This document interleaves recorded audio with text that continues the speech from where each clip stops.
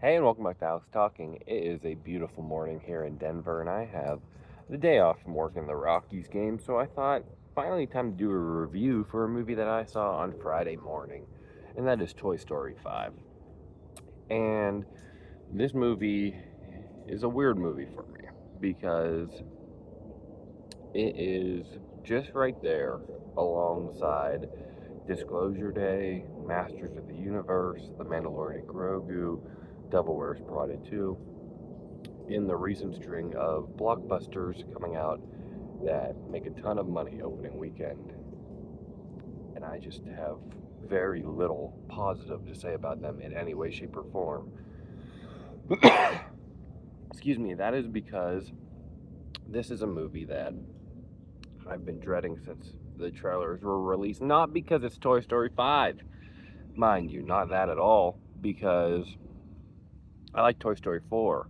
And if you can make Toy Story 4 good, then you can make Toy Story 5 good. You can make as many Toy Stories as you want because the trilogy ended at 3, and yet this fourth one's still very good to me. So I was ready for the fifth one. It could be good.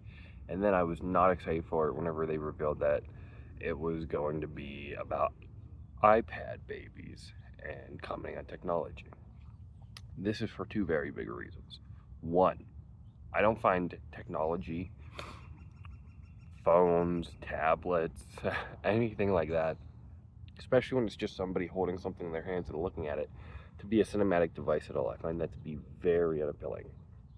Also, in the real world, when people are constantly just on their phones, I find that to be very unappealing. So that's something that not only do I find inherently uncinematic, I also just don't like it in my media. It's like everyone has triggers. I personally would rather a movie deal with extremely difficult, violent subject matter. A movie can kill a kid, and I will be less put off of it on an artistic level than if somebody's holding a cell phone and just looking at text messages to communicate a movie's message.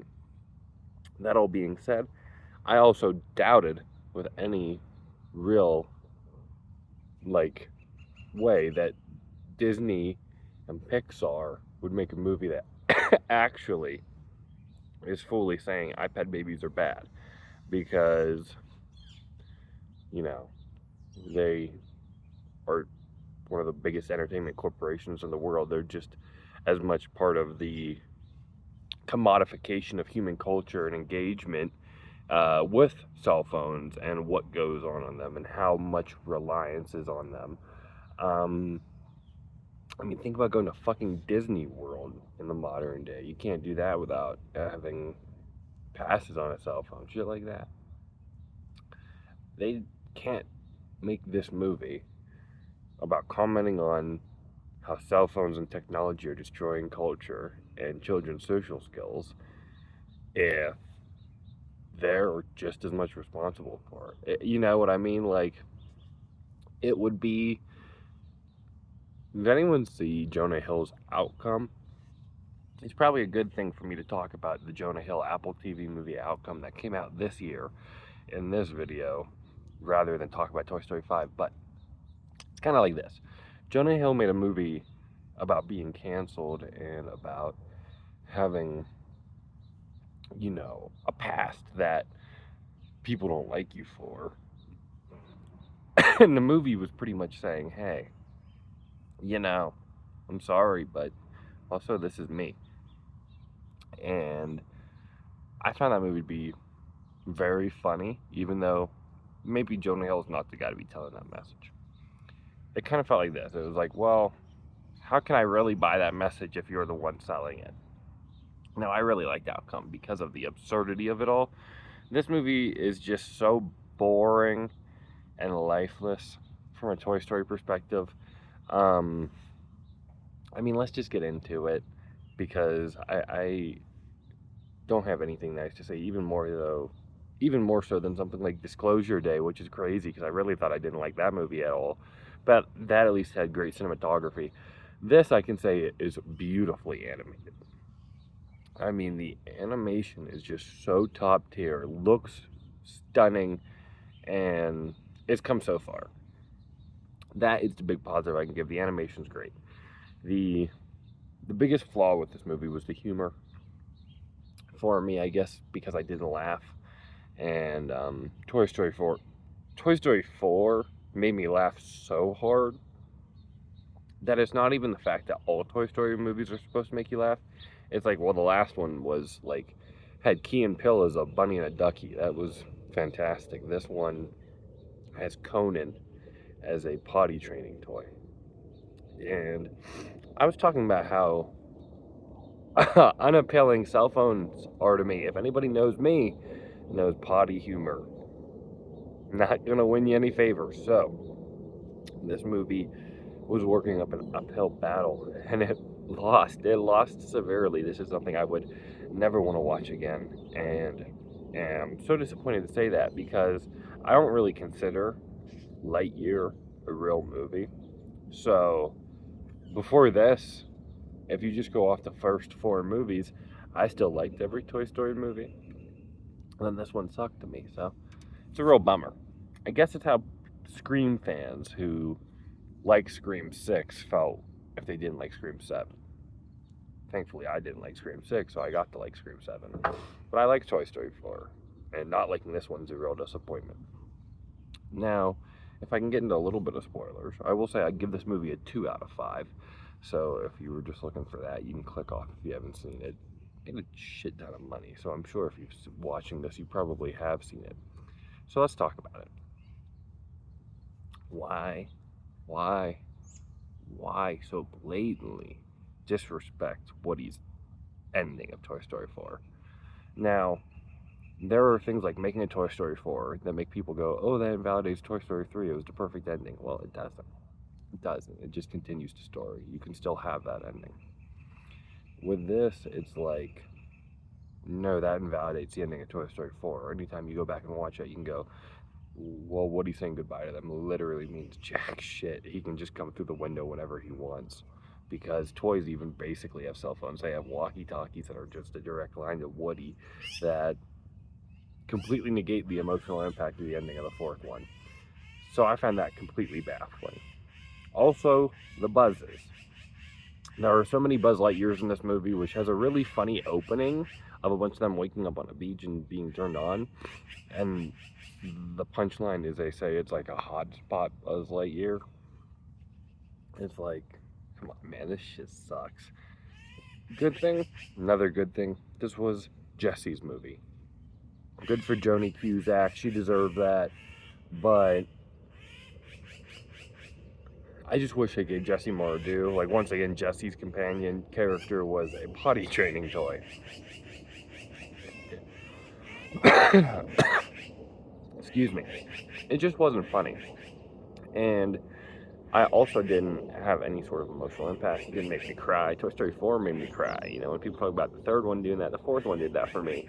Once again, not to keep saying that I like the fourth one, but because comparison is the thief of joy. But I think it's important to compare them in this instance because I really don't have an issue with anything that movie did. And I just have so much an issue with the laziness of everything in this movie. It just feels like... And the weird thing to me is that that's not the reception it seems to be getting. Like, I watch it and I feel like, yeah, this is an extremely lazy, we need to churn out a Toy Story movie. But so many people are like, yeah, they did it again. There's another great one. So I guess it's good. I guess people like it, and that is a good thing. I'm glad people like it. I'm glad kids are liking it, hopefully. And I hope that people are getting something out of the cell phone message other than, oh, you know, that kid just shows up at the end and Bonnie's friends with her now, even though they were toys messaging each other on the internet. And the real moral of the story should be that it was weird that these kids were messaging each other like this, and that the parents just show up and introduce them to each other. And Bonnie's parents are like, my wife leaned over to me and said these words. She said something like, my favorite part is every time the mom steps aside like a cuck and lets her daughter embarrass herself for the 1000th time. And that pretty much is Bonnie's character. Bonnie is the biggest problem with this movie, because it's the most any of them ever focus on a human subplot, and she is such a wet blanket of a character.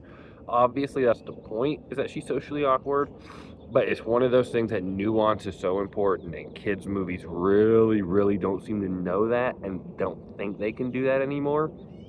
And Toy Story especially is not used to having this level of no subtlety or any sort of context for its writing. It's just, look at this idiot kid. Look at this fucking loser idiot kid. She can't make any friends because everybody else is a loser on their iPad, and she's a loser on her toys.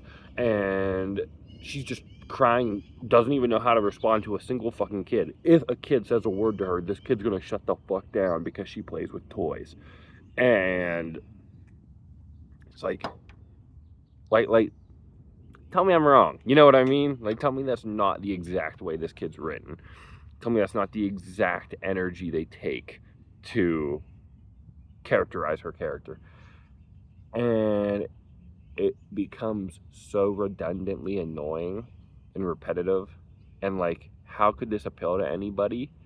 Why would they be like kids movies are so like comfortable and okay, not even comfortable and okay, like very, very excited to make movies about having panic attacks and anxiety now.